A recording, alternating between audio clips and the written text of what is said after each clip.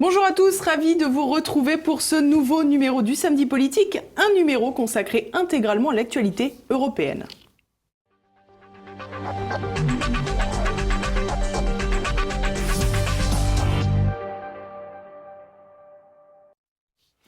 Progressistes contre nationalistes, pro ou anti-immigration, souverainistes contre mondialisme, les qualificatifs ne manquent pas pour illustrer les lignes de fracture au sein de l'Union européenne.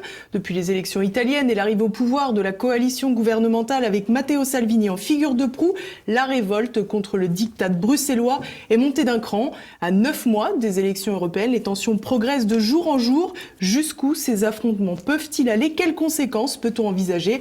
Eh bien, pour tout comprendre des institutions européennes et des forces en puissance, je reçois Pierre-Yves Rougeron. Bonjour Pierre-Yves. Bonjour.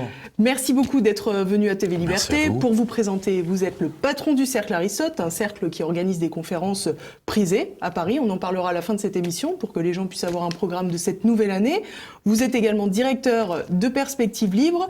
Le dernier numéro, vous allez nous en parler une seconde? Tout à fait, il porte sur les relations franco-algériennes et sur leurs perspectives stratégiques.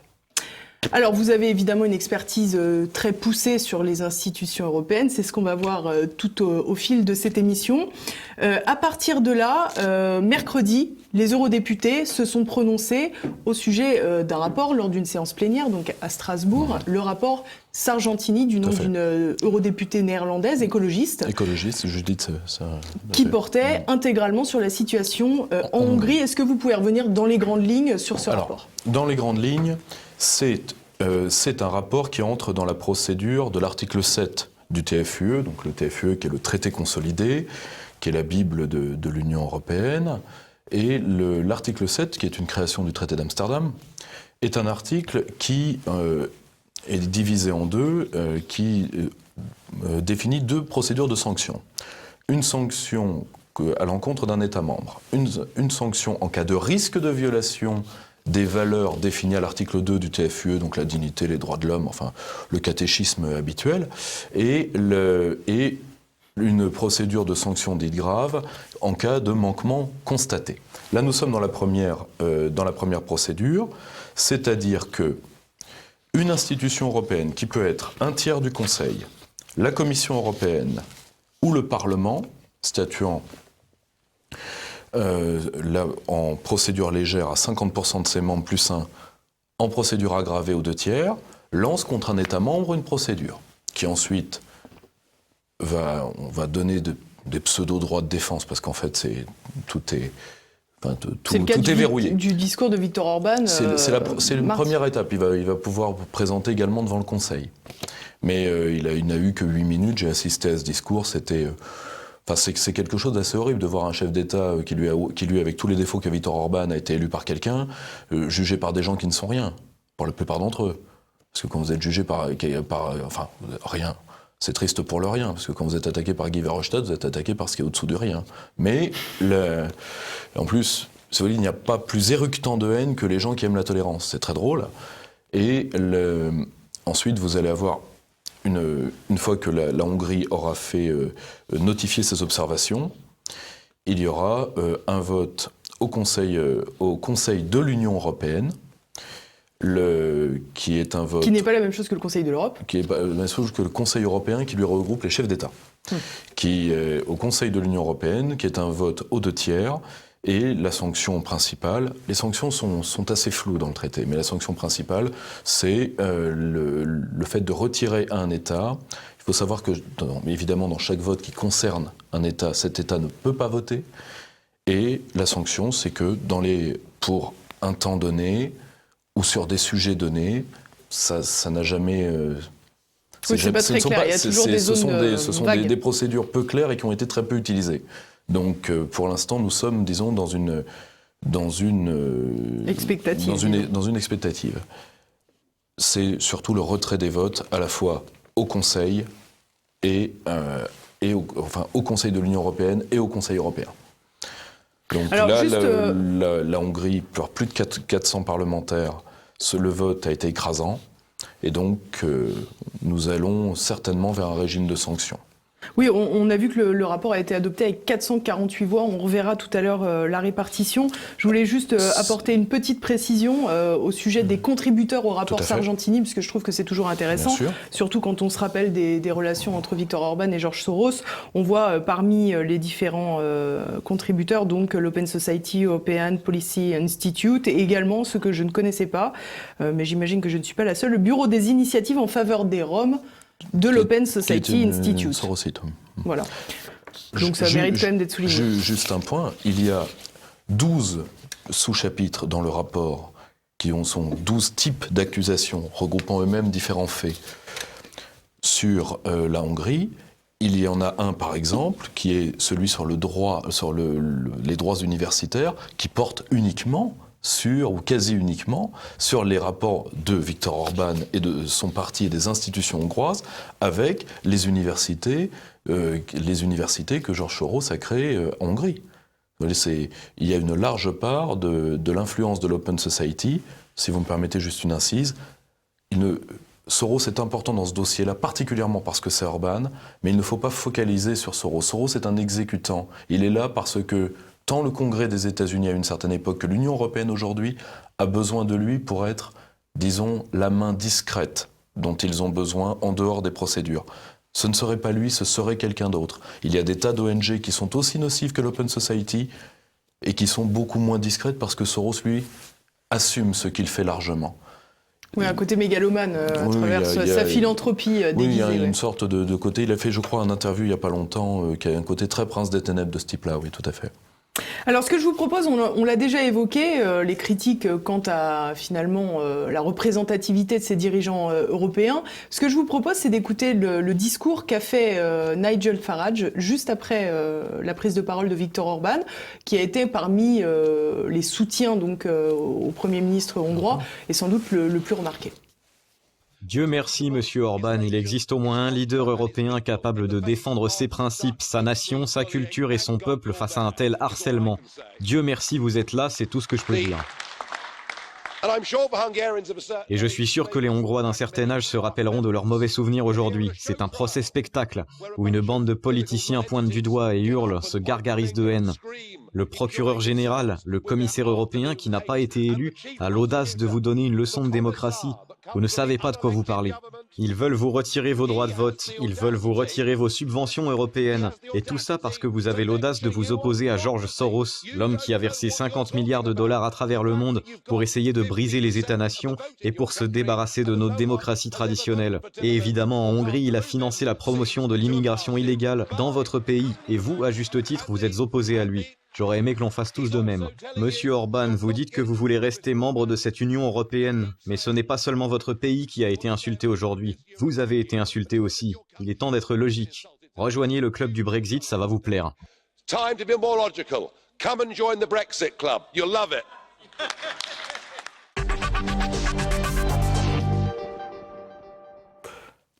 Alors, réagissons déjà sur ce trait d'humour, entre guillemets. Est-ce que la Hongrie aurait la capacité de sortir de l'Union européenne ? Déjà, c'est toujours très difficile de résister à Nigel Farage. Mais, alors, la Hongrie est un pays enclavé, est un pays qui, comme beaucoup de pays d'Europe centrale et orientale, a cherché dans l'Union européenne une identité alternative à la sortie du communisme. C'est un pays qui aujourd'hui a échangé sa liberté économique, et Viktor Orban a une responsabilité terrible, dans le premier au moins Viktor Orban. Parce qu'il ne faut pas oublier que cet homme qui aujourd'hui a redécouvert des valeurs traditionnelles a été un libéral sanglant pour son pays à la sortie du communisme. À un moment, il faut aussi rendre les hommes à leur vérité. Hein, comme disait Voltaire, on doit des égards aux vivants et aux morts la vérité. Et pour l'eurocratie, il est mort politiquement, donc on lui doit quand même une part de vérité. Or, Viktor Orban est un homme qui a été, pas le seul, mais un homme qui a fait partie de ce choix de la Hongrie de faire ce qu'on appelle le groupe de Visegrad, qui est une création allemande, c'est-à-dire que ces pays deviennent les arrière-cours de l'Allemagne et échangent leur capacité productive, c'est-à-dire leur autonomie stratégique, contre le fait de recevoir à la fois des subsides européens, donc les fonds structurels, et de devenir les arrière-cours de l'industrie allemande. Il y avait un autre projet soutenu par la France et l'Italie, que ces pays fassent une zone de libre-échange à eux, et ne vienne pas détruire une partie des emplois d'Europe de l'Est et se développe à part et en liaison avec l'Europe de l'Ouest. Alors ce que vous dites, c'est un peu étonnant, parce que tout le monde perçoit les pays du Visegrad, donc je rappelle d'ailleurs la République tchèque, la Slovaquie, la Pologne et la Hongrie, on a quand même le sentiment que c'était un peu une résurgence d'identité au sein de cette nouvelle Union européenne. C'est un discours qu'on a, enfin votre discours, Alors, on l'entend rarement. Mon équipe a produit, je pense, l'un des documents les plus complets sur le groupe de Visegrad, qui est je me permets d'y renvoyer, qui est la conférence de mon camarade Romain Bessonnet sur la réalité du groupe de Visegrad. Dans plusieurs ouvrages à venir de Perspectives Libres, nous reviendrons sur cette question. Le groupe de Visegrad, oui, en réalité, c'est un groupe de pays qui entend, disons, maintenir le flux de fonds structurels et qui donc vocifère. Mais, mis à part ça, moi, quand on quémande la liberté, c'est qu'on l'a pas. Et c'est qu'on la cherche pas. Quand on veut la liberté, on fait ce que les Britanniques ont fait. On ne quémande pas. Je ne dis pas que ce serait facile pour la Hongrie. La Hongrie est un pays enclavé, c'est un pays petit. Une partie de ses masses productives sont déjà parties pour être les petits rouages de l'industrie allemande ou pour un peu en partie en Europe du Nord, en Scandinavie. Mais en réalité, ce que veut la Hongrie, c'est faire 2-3 choses sur le volet migratoire, mais en réalité, la Hongrie a des flux négatifs de population, c'est-à-dire que les gens quittent la Hongrie. Oui, voilà, mais d'autres y entrent. D'autres ont tenté d'y entrer, mais pas pour aller en Hongrie, pour aller en Allemagne, et à l'appel de l'Allemagne. Maintenant, ils iront en Allemagne autrement, peu importe. Donc, si vous voulez, il n'y a pas de problème de remplacement de population en Hongrie, ce n'est pas vrai. Par contre, pour Viktor Orban, vu la dépendance économique dans laquelle il a en partie, pas uniquement, on ne peut pas le charger de tout, mais il a contribué à mettre son pays, il se fait un peu bien voir sur le volet identitaire, parce que l'avantage du volet identitaire, c'est on est beaucoup plus dans le déclamatif que dans l'affirmatif, comme beaucoup de dirigeants européens, malheureusement. Ensuite, le grand problème, en réalité, le vrai problème de Viktor Orban, qu'est-ce que l'Union européenne, pourquoi l'Union européenne lui en veut tellement ? En réalité, c'était bien avant l'affaire migratoire. C'est le jour où Orban a déclaré et a fait inscrire de manière légale que la Hongrie ne renoncerait pas à sa monnaie ni à sa banque centrale. Là, ça a été une déclaration de guerre, parce que le vrai problème pour l'eurocratie, il est là, avant toute chose. Si vous voulez, après il y a le discours sur les valeurs, etc. Oui, les valeurs, c'est ce qui fluctue par nature. Les vertus ne se négocient pas, les valeurs se négocient toujours. Objectivement, ce qui gêne l'eurocratie, c'est que la Hongrie a encore sa propre monnaie, qu'elle n'entende pas y renoncer. Ça, c'est du dur, ça, c'est du vrai, ça, c'est de la puissance, c'est du pouvoir. Ça, dès ce moment-là, Orban, qui était un gentil garçon à ce moment-là, d'un seul coup, est devenu à la droite du camp de concentration. Dès ce moment-là. Mais ensuite, on a rajouté à la sauce les LGBT, les machins, les trucs, ça mange pas de pain. Et à la fin, ça termine par un rapport absolument indigeste, qui est un fourre-tout écrit comme une fiche de police. Mais avant tout, c'est parce que la Hongrie n'a pas voulu, disons, donner le peu qui lui restait d'indépendance, qu'ils l'ont pris en grippe. Bien avant l'affaire des migrants. Alors on va quitter un tout petit peu pour un temps de cette émission la particularité de la Hongrie, parce qu'il y a un autre fait qui est intéressant, c'est de scruter les votes qui ont été faits donc, sur le rapport Sargentini. Donc je rappelle, c'est 448 voix en faveur de ce rapport, donc contre Viktor Orban. En sachant que la majorité plus au Parlement européen est à 336 voix. Oui, donc on a très largement dépassé la majorité qui était nécessaire. C'est 65% des votants, tout simplement. Donc voilà. Donc ça a été par exemple l'occasion de clarifier certaines choses, notamment quant à l'Autriche.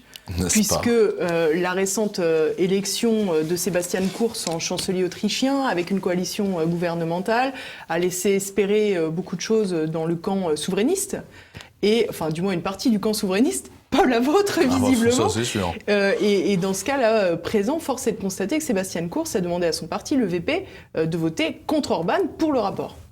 Ce que n'a pas fait d'ailleurs Strahe, qui est avec le FPO, mais qui est quand même petit tambour dans la coalition. Donc,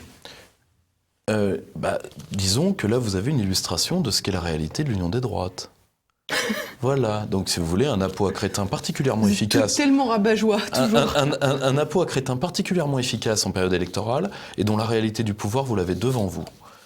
Je sais qu'il y a beaucoup de gens qui même prennent Kurz pour un modèle à cause de son jeunisme, à cause de ses déclarations tonitruantes. Maintenant, vous avez la réalité, vous avez le pied du mur. Le pied du mur, c'est-à-dire qui a dit. D'ailleurs, Viktor Orban, pour la première fois quasiment, enfin, en tout cas publiquement, a eu le courage de nommer son ennemi, de nommer la personne qui a décidé de le faire condamner. Alors que je rappelle que que les Hongrois sont un des plus gros groupes au sein du PPE, parti équivalent de la droite européenne. Il a nommé Berlin, parce que l'homme qui a dit que le rapport serait voté en faisant basculer le PPE groupe majoritaire, c'est Manfred Weber. Et puis comme l'Allemagne aime cacher son pouvoir, elle a envoyé le Volksdeutsche, c'est-à-dire l'allemand à papier étranger, comme Donald Tusk, président du Conseil européen, allemand à papier polonais, ou Joseph Daul, allemand à passeport français, qui a, disons, fait le discours, mais l'homme qui a appuyé sur le bouton pour dire que le PPE devait voter contre Orban, c'est Manfred Weber, qui sera certainement le successeur du sciatisant Jean-Claude Juncker. C'est l'Allemagne qui est à la manœuvre. Les Français n'ont jamais eu la balle dans ce dossier. Donc, et pour une fois, Orban d'ailleurs l'a reconnu. Eh bien, l'Autriche, elle avait un choix. Un choix que, par exemple, les patriotes finlandais, eux, ont eu avant eux, c'est-à-dire, sommes-nous une colonie germanique ou pas ? D'ailleurs, chez les Finlandais, ça s'est fait dans une scission entre ceux qui voulaient être à la botte de l'Allemagne et ceux qui voulaient revendiquer les racines, et là, réellement identitaires, finno-hongriennes. Bon. Au sein du FPO, et au sein des partis de droite autrichiens, les pro-allemands sont ultra-majoritaires. Donc, l'Allemagne dit... on obéit. Résultat, vous avez ceux qui sont souverainistes en parole et ceux qui sont souverainistes en acte. C'est une grosse leçon qui vient d'être donnée. Parce que l'union des droites à la française, ce sera la même chose que ça. Bah justement, on va en parler, puisque l'union des droites à la française, ça a été un petit peu la même chose, puisque seulement 3 eurodéputés, dont Nadine Morano, qui avait déjà voté contre les mêmes sanctions pour la Pologne. Donc il y a seulement 3 députés qui ont voté contre. Je crois que c'est 6 qui se sont abstenus, dont Michel Alliot-Marie. Et Courage Fillon. Tout le reste a voté en faveur du rapport Sargentini. Ce que je vous propose, c'est avant de commenter tout cela, de regarder un florilège de tweets qui parlent justement de l'attitude des députés Les Républicains au sein du PPE. Les LR viennent nous opposer qu'ils sont opposés à la répartition des migrants, puis ils condamnent Orban parce qu'il refuse d'accueillir des migrants. Ce sont des hypocrites. Viktor Orban a raison. Aucun pays d'Europe n'a vocation à devenir un pays de migrants. Pour cela, l'UE le sanctionne et punit la Hongrie après avoir injurié le peuple italien pour ses choix politiques. En fait, les dictateurs sont à Bruxelles, pas à Budapest ni à Rome. Seuls 3 députés européens, les Républicains, dont Nadine Morano, ont eu le courage de voter ce matin au Parlement européen contre les sanctions frappant la Hongrie d'Orban. Les autres se sont abstenus ou ont voté en faveur. Dois-je conclure que les Républicains condamnent Orban ? La majorité du PPE et des députés Les Républicains ont voté en faveur des sanctions contre la Hongrie, clarification intéressante et significative à un an des européennes. Une certaine droite choisit donc de se suicider en disparaissant dans la grande coalition Mercon. Le procès d'Orban devant le Parlement européen, c'est l'Europe dont nous ne voulons plus. Il est indispensable de s'opposer fermement aux sanctions contre la Hongrie et urgent de refonder l'Union européenne. Je serai toujours du côté des dirigeants européens qui défendent la souveraineté de leur nation et protègent nos frontières. Je m'opposerai à ceux qui se revendiquent progressistes et laissent notre continent submergé par une immigration illégale dont nos peuples ne veulent pas. Notre idéal européen est fondé sur la liberté, la démocratie, l'état de droit et le respect des droits de l'homme. Aucun gouvernement de l'Union européenne ne doit pouvoir déroger à ces principes. Quelle honte!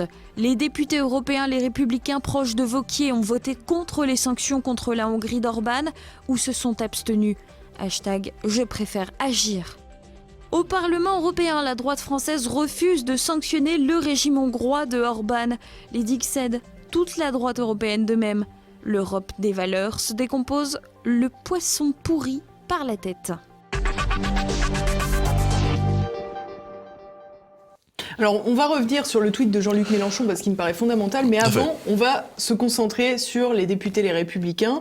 Je crois que Nadine Morano vous a fait réagir. Alors, Nadine Morano m'a fait réagir parce que, ayant croisé la Castafiore à de multiples reprises dans les couloirs du Parlement européen, c'est un petit surnom gentillet, ne vous inquiétez pas. Je pense que d'oser parler qu'on a été lieutenant de Nicolas Sarkozy, de la trahison du traité de Lisbonne, qui est un acte, qui est une fraude à la Constitution. Anne-Marie Le Pourrier disait que c'est l'équivalent d'un coup d'État. Quand on trahit le peuple français à ce point-là, qu'on a été lieutenant de Nicolas Sarkozy qui a fait venir plus d'immigrés que Lionel Jospin, ce qui vaut aussi pour M. Buisson d'ailleurs. Je pense qu'un tout petit peu de modération dans ces termes, quand on parle de souveraineté nationale d'arrivée massive d'immigrés, de remplacement, de je sais pas quoi, d'afflux migratoires, je pense qu'un 2 tons en dessous serait pas de trop. Sincèrement. Mais peut-être que simplement c'est une prise de conscience et qu'elle est sincère cette fois. Oh, bien évidemment, bien évidemment. Je n'ai pas assez de foi, ou peut-être n'ai-je pas assez bu pour croire à tout ça. Bon, on va se concentrer à présent sur Jean-Luc Mélenchon. Mélenchon qui est très dur donc à l'égard de Viktor Orban. Tout à fait. Qui a quand même été élu accessoirement 4 fois par son peuple. Tout à fait. Et qui donc semble être investi d'un mandat populaire peut-être plus important que celui de Jean-Luc Mélenchon, qui est simplement député aujourd'hui. Nous sommes d'accord ensuite.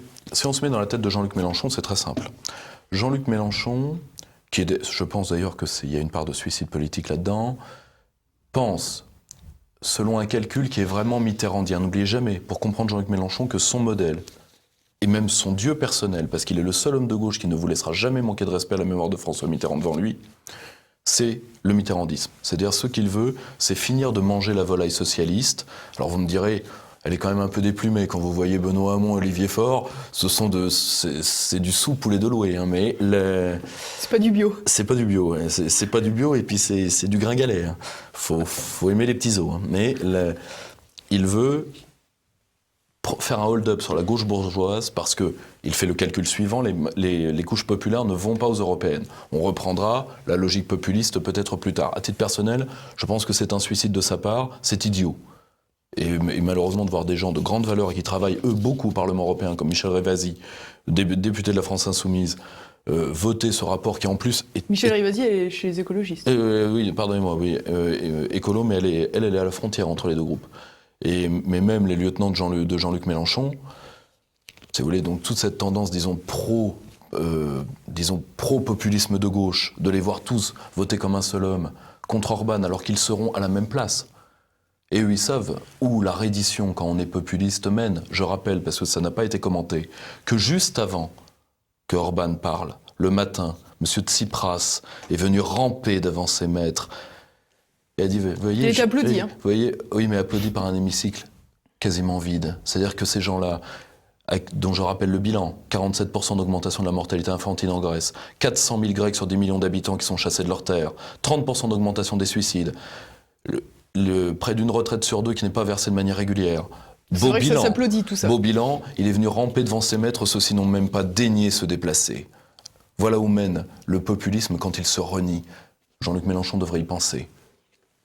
Alors, en tous les cas, on a l'impression qu'il y a un vrai dilemme dans le camp de Jean-Luc Mélenchon à l'approche de ces élections européennes, et c'est la grande question qui occupe quand même une grande majorité de l'échiquier politique, c'est l'immigration, évidemment.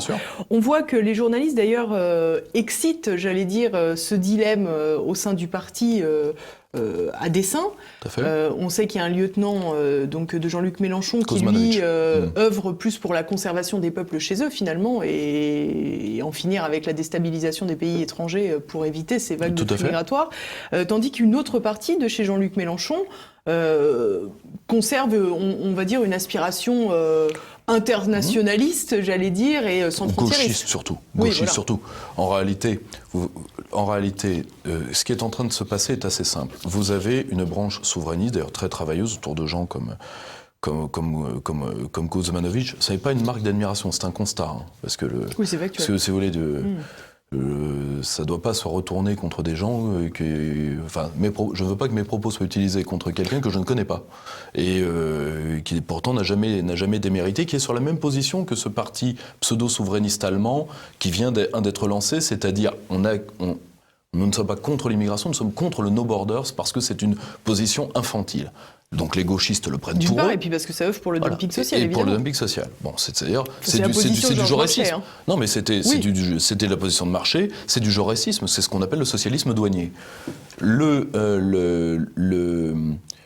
Les gauchistes prennent ça pour eux, ce à quoi ils ont raison, donc toute la bande Clémentin Autain, Daniel Obono, qui sont des transfuges du NPA, hein, pour la plupart, en tout cas Daniel Obono c'est sûr, et Clémentine Autain elle vient donc plutôt du gauchisme rose bonbon, mairie de Paris, donc si vous voulez, donc des gens, comme disait Jules Renard, oui pour le peuple du moment que je vois pas sa sale gueule, or ces gens-là font une pression pour éliminer la branche souverainiste. Et Jean-Luc Mélenchon, ça se voit d'ailleurs dans la composition potentielle de sa liste, lui a décidé de ne pas décider, ce qui d'ailleurs finira par le tuer, et de donner sa chance à quelqu'un qui a déjà fait preuve de toute sa nocivité, qui est Thomas Aguenolé, qui lui revient sur une théorie parmi les plus débiles, qui est de faire confiance au vote des IVA et des quartiers. C'était les mêmes conseils qui avaient divisé le score du NPA par 2 et qui risquaient à terme de faire dévisser la France insoumise par 2. Joli plan. Jean-Luc Mélenchon refuse d'être un leader populiste, et quand on est un leader populiste, on ouvre le dossier migratoire. Il y a plusieurs manières de l'ouvrir. On peut l'ouvrir plus intelligemment que beaucoup de partis de droite. La seule chose, c'est que Mélenchon s'y refuse. Ce faisant, il creuse son trou. Bientôt, le cercueil de Chevènement sera libre. Il pourra s'allonger dedans. Alors justement, cette question migratoire, ça nous amène également à revenir au sujet du gouvernement italien, puisqu'on a vu Matteo Salvini relativement médiatisé justement contre ces vagues migratoires venues en Europe. On voit que Luigi Di Maio, qui lui est issu du mouvement 5 étoiles et non pas de la Ligue comme Salvini, n'était pas ravi de sa rencontre avec Viktor Orban, et que cette image, là encore, d'un populisme douanier, d'un socialisme douanier, comme vous l'avez dit tout à l'heure, ne ravit pas tout le monde non plus dans la coalition italienne. Oui, parce que vous avez toute la branche, disons, pro-européistes et droits de l'hommiste qui est menée au Parlement européen au sein du groupe FDD par Castaldo. D'ailleurs, M5S a voté majoritairement en faveur du rapport Sargentini contre Viktor Orban. Tout à fait, parce que c'est très simple. Hein, toute la branche Castaldo, c'est l'absolution par les droits de l'homme. Hein. Il vous arrose d'eau bénite LGBT. C'en est effrayant. D'eau bénite LGBT, je pense que non, mais c'en est effrayant. Non, mais c'est vrai. Non, mais c'est un constat. Malheureusement, je dois les subir, ces gens-là. Donc, si vous voulez, il y a deux parts. Le mouvement M5S, c'est un mouvement composite. Mais plus encore que la Ligue. Parce que la Ligue, vous avez une branche, l'ancienne branche Bossi, celle qui a permis d'ailleurs, qui a fait en sorte, par ses actes passés, qu'aujourd'hui la Ligue perde 45 millions d'euros en saisie dans son pays. Cette branche-là était totalement, dont l'abus de témoin est aujourd'hui Mario Borghesio, est totalement européiste. Il faut quand même s'en rendre compte. Mais Salvini a compris qu'être européiste Mario Borghesio, en l'occurrence, il a voté contre le rapport. Hein. Il siège avec ENF. Oui, mais uniquement pour des questions migratoires et en accord avec le groupe ENF, qui lui a voté, qui lui s'est très bien tenu. Ils ont tous le même voté groupe contre. Que le Front National. Le même groupe que le Front National. Mais Mario Borghesio, je l'ai côtoyé en commission des affaires étrangères, totalement européiste. Vous ne lui parlez pas d'immigration, il appuie les positions de la commission. Bon, faut être très clair là-dessus. Salvini lui a pris une voie totalement différente. La seule chose, c'est qu'aujourd'hui, dans la coalition qui est la sienne, il se rend compte qu'il y a deux parts dans M5S. Une part nationale populiste très dure qui est prête à suivre la Ligue, qui d'ailleurs fait un calcul électoral intelligent. Salvini, en soulignant, parfois d'ailleurs de manière, disons, pas malhonnête, mais disons que parfois il fait une erreur dans la gradation de la vérité sur le problème migratoire italien. Je peux y revenir si vous voulez. Il est en train de... Alors, il a totalement dévalisé Forza Italia, à tel point que le brave Tajani, président du Parlement européen, a des doutes sur le fait de pouvoir revenir en Italie. Il préférait peut-être rester à son perchoir. Et la soupe est bonne, croyez-moi. Mais et là, Salvini est en train de manger la laine sur le dos de M5S. Pourquoi est-ce que Salvini se rend compte qu'M5S ne veut pas prendre et une partie des siens également, ne veut pas prendre le vrai problème à bras-le-corps, qui est que l'Italie est en train de couler, qu'à un moment l'Allemagne, et la CDU le demande, va exiger des paiements en or sur l'or italien. Alors justement, Pierre Moscovici, le brillant commissaire européen que la France a envoyé à Bruxelles, a expliqué que l'Italie était désormais un problème pour la zone euro. Que Moscovici soit un problème est un sujet en soi. Mais là, c'est l'Italie, en l'occurrence. donc, un problème pour la zone euro. La zone euro, enfin, si vous voulez, il n'y a pas d'injustice à mourir d'une maladie mortelle. Vous comprenez ce que je veux vous dire ? C'est que si vous voulez, quand vous faites un édifice comme l'euro, c'est-à-dire quand vous prenez des identités économiques différentes, que vous les broyez au service d'une seule, qui est l'identité allemande, vous avez des résultats catastrophiques et vous vous en étonnez. Enfin, si vous voulez, quand on met des prunes, je crois que c'est quelque chose d'assez célèbre dans une vidéo de TV Liberté, comme disait Bernard Lugan, mais pas des prunes sur un palmier. Il le disait dans une autre situation. Mais là, c'est exactement la même chose. Il n'est pas anormal que l'euro, vu comment il a été conçu, et vu pourquoi il a été conçu, arrive à l'état où il est. Il n'est pas anormal que l'Union européenne, dont aujourd'hui toute l'historiographie a été faite, mes équipes y ont participé par des traductions, entre autres, d'ouvrages, toute l'historiographie a été faite, l'Union européenne a été faite pour arriver à ce qu'elle est là. Bon.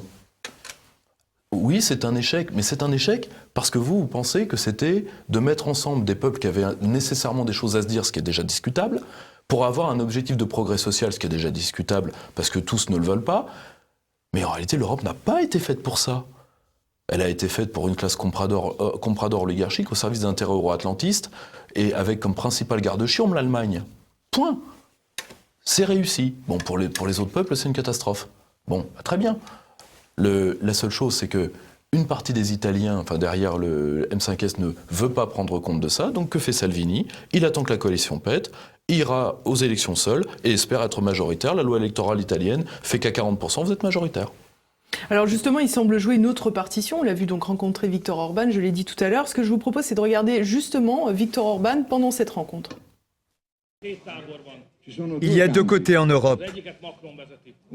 L'un mené par Macron, qui veut un parti populaire européen, alors qu'il a détruit le système des partis en France. Macron est aujourd'hui en Europe à la tête de ceux qui soutiennent l'immigration. Et d'un autre côté, il y a nous qui voulons mettre fin à l'immigration illégale. Est-ce que c'est réaliste, ça, ces deux blocs qui vont s'affronter ? Alors, si vous voulez, vous avez potentiellement trois sous-blocs de vagues électorales. Ensuite, je tiens à dire une chose, je trouve cette déclaration d'une lâcheté étonnante de la part de Viktor Orban. Parce que le camp, si vous voulez, Macron n'est rien de plus qu'un lieutenant ou un sous-lieutenant de la Reichschancelière. Alors pour Orban, parce que bon, la Hongrie, la Hongrie ne compte peut-être pas assez pour qu'on en fasse toute une histoire, mais de la part de Salvini, il faut quand même se rendre compte que quand on est italien, taper sur la France parce qu'on a peur de l'Allemagne, ça a de lourdes conséquences historiquement. Mais ça n'a pas réjoui les derniers qui l'ont fait en Italie. C'était quand même un sujet de réflexion. Ensuite, vous avez trois forces qui veulent arriver au Parlement européen. Vous avez le pseudo camp des européistes qui, eux, ont compris le projet européen, qui sont Macron et Verhofstadt. Bon, c'est pas l'alliance la plus esthétique qu'on puisse imaginer, mais néanmoins, c'est le grand parti central, le En Marche européen, qui est là juste pour avaliser ce qui sera décidé à Berlin. Parce que le Parlement européen, il faut quand même que vous le compreniez, et ceux qui pensent qu'il y aura une majorité dite souverainiste, avec des souverainistes à l'autrichienne, ça va servir, tiens. Au Parlement européen, le Parlement européen est une chambre d'enregistrement. C'est l'équivalent du Soviet suprême.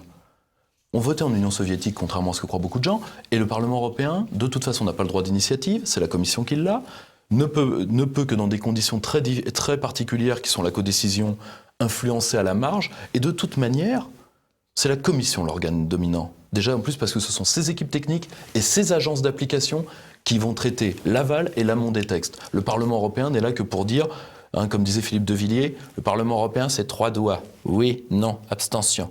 3 doigts. Voilà, c'est tout. Ce n'est que ça. Or, faire tout un fromage sur l'arrivée de 3 coalitions possibles, c'est-à-dire soit une grande coalition souverainiste, oui, qui servira à quoi ? Une grande coalition européiste qui avant tout serait utilisée par Macron à titre de politique intérieure, et une pseudo-coalition socialisante dans laquelle même Mélenchon croit très modérément, et le seul qui y croit, c'est quand même un homme qui a trahi son peuple, qui est Varoufakis. Bon, excusez-moi, si vous voulez, la seule importance de ces élections européennes, c'est quels changements vont-elles engendrer dans la politique intérieure de différents États, et particulièrement de la France. Point. En tous les cas, on a pu voir que Emmanuel Macron était plutôt satisfait en fait de cette polarité et que le rapprochement de Viktor Orban et de Salvini le dérangeait pas outre mesure, surtout quand il le désigne en ennemi numéro 1. Et d'ailleurs, on va regarder cet extrait. Il est clair qu'aujourd'hui, en effet, se structure une opposition forte entre nationalistes et progressistes. Et je ne céderai rien aux nationalistes et à ceux qui prônent ce discours de haine. Et donc s'ils ont voulu voir en ma personne leur opposant principal, ils ont raison. Ça va complètement dans son sens finalement.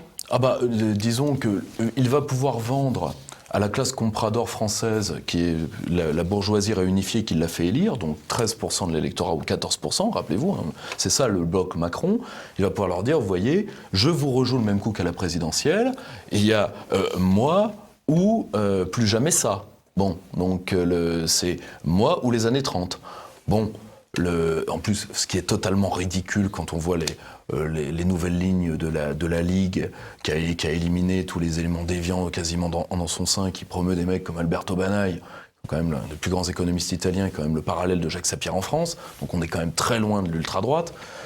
C'est même ridicule quand on sait qu'Orban est attaqué par l'extrême droite aujourd'hui, qui a été racheté par l'européisme, donc le Jobbik, puisque au passage, je ferai remarquer à Emmanuel Macron que ses amis n'ont pas eu de scrupules à s'allier aux néo-nazis de Kiev, parce que parfois l'extrême droite a du bon, hein, quand on peut l'utiliser dans certaines zones.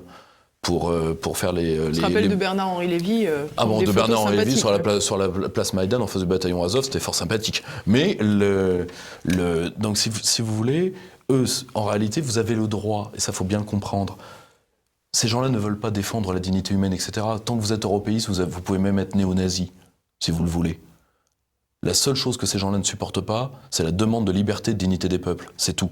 Et là, qu'elles viennent de Kuzmanovic, qu'elles viennent de Philippot, qu'elles viennent du Front National, qu'elles viennent de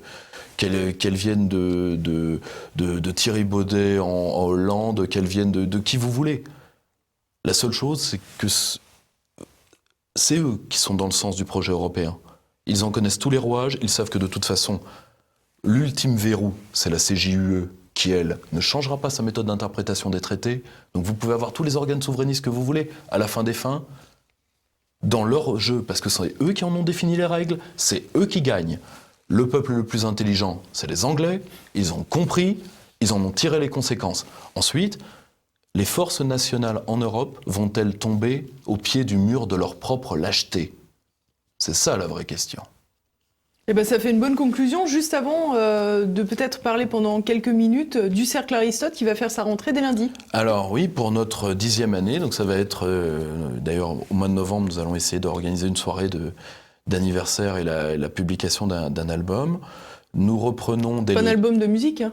Un album de contribution. Désolé, nous on est quand même des faqueux, on fait dans l'écrit, dans l'interro stylo. Hein. Mais on reprend le 17 donc avec Laurent Fourquet sur le christianisme n'est pas un humanisme. Sera suivi par Pierre Manant sur le 24 sur la question de la loi naturelle. Nous allons avoir le plaisir de recevoir l'abbé Guillaume de Tanoirne, Charles Gave et beaucoup d'autres amis que vous pouvez retrouver sur cerclearistote.com, sur notre site, avec tous les moyens de nous joindre si le programme des conférences tentait nos auditeurs. Sachant que c'est systématiquement à Paris, dans le 14e arrondissement. À Paris, à Montparnasse. Ensuite, nous avons également des clubs de province dans 6 villes pour ceux qui, pour nos compatriotes qui habitent en province, qui ont la joie de ne pas vivre à Hidalgo-Land. Eh bien voilà, merci beaucoup Pierre-Yves Rogeron. On est arrivé à la fin de cette émission. Merci à tous de nous avoir suivis. N'oubliez pas de partager cette émission. On a besoin de vous dans ces moments difficiles. Je vous donne rendez-vous la semaine prochaine. À bientôt.